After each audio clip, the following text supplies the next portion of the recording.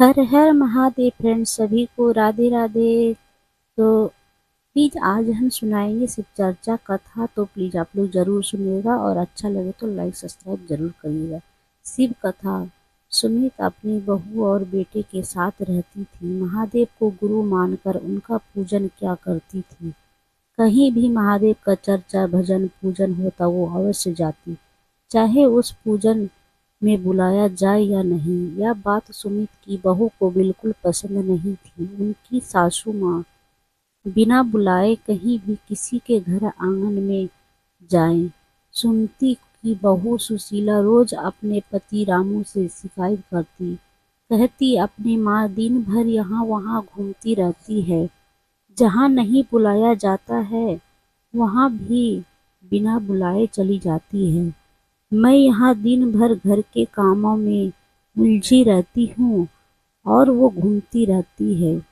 चाहे मैं अकेले ही घर के कामों में काम करते करते मर जाऊं, किसी को कोई फिक्र नहीं। रामू ने कहा, तुम घर में काम करने के लिए अपनी माँ को बुला लो और मैं अपनी माँ को चार धाम की यात्रा पर भेज देता हूँ। रोज रोज के कलह से कुछ दिनों के लिए शांति मिलेगा। ऐसा विचार कर वो दोनों सो जाते हैं। कुछ दिन बाद रामू अपने माँ को लेकर चार धाम यात्रा पर निकल जाते हैं। माँ को तीर्थ स्थल पर पहुंचा रामू घर लौट आता है। कुछ ही समय घर का वातावरण बदल जाता है। जहाँ धूप अगरबत्ती की खुशबू से भक्तिमय वातावरण था, वही सेंट आ गया। जहाँ पूजा पाठ की चर्चा हुआ करते थे, वहीं दूसरों के घरों की शिकायत कलह और चर्चाएं होने लगी। औरों के घर से मुकाबले होने लगे। खर्च बढ़ गए, साथ में अहम भी। घर के सजावट में ही धन खर्च होने लगे। कुछ ही दिनों में घर में भोजन के लिए भी पैसे नहीं बचे। फिर उन्होंने खर्च कम करना शुरू किया, पर मन में जो बात आ चुकी थी उससे बेहतर दिखाना है।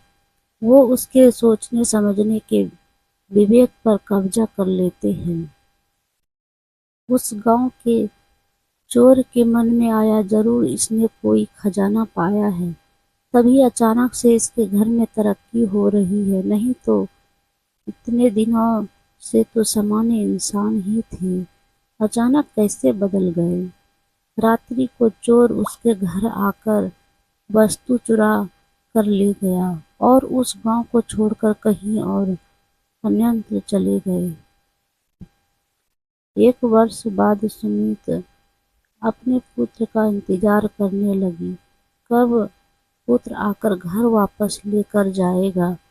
बहुत दिनों बाद जब भी पुत्र नहीं आया तो वो अकेले ही घर के लिए निकल पड़ी। रास्ते में थक कर सुमति एक वृक्ष के नीचे विश्राम करने के लिए बैठ गई। चोर भी उसी वृक्ष के नीचे विश्राम करने के लिए आ गया। सुमति ने देखा उसके घर की वस्तु इनके पास है, जो समझ गई यह चोर मेरे घर में ही चोरी करके आ रहा है। सुमति कहा, मैं रोज शिव चर्चा करने या सुनने के बाद ही भोजन ग्रहण करती हूँ। क्या आप चर्चा करेंगे या सुनेंगे? चोर ने सोचा, मैंने आज तक कभी कोई पुण्य नहीं किया, फिर आज मौका है तो मेरा क्या जाता है, मैं तो यही हूँ। चोर ने कहा, हाँ अवश्य आप करें, मैं सुन रहा हूँ।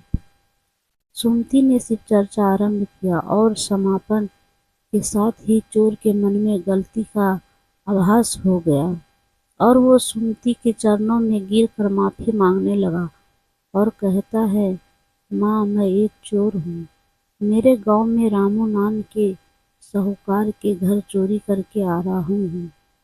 आपके द्वारा सुनाई चर्चा को सुनकर मेरे मन में यह आया, मैं गलत हूँ। मैं धन वापस करके महादेव के चरणों में खुद को समर्पित करना चाहता हूँ।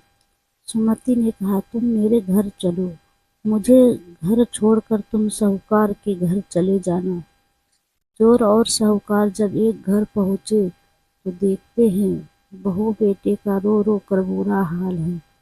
माँ को देखकर बहू और बेटा दौड़कर माँ के चरणों में गिरकर माफी मांगने लगे और उन्होंने देखा चोरी के सामान के साथ एक इंसान खड़ा है। उन्होंने सोचा जरूर माँ के साथ ही महादेव के दूत चोर से मेरा सामान बचा कर लाए हैं। दोनों ने अपनी गलती को मानते हुए इस बात को स्वीकार किया। माँ के कारण ही महादेव की कृपा से सब कुछ वापस आ गया है। फिर उन्होंने निश्चय किया कि वो हर सोमवार को महादेव का चर्चा करेंगे और माँ को कहीं भी आने जाने से नहीं रोकेंगे। जय शिव शंकर। तो आप लोग को मेरा वीडियो कैसा लगा प्लीज़ कमेंट में ज़रूर बताइएगा। हर हर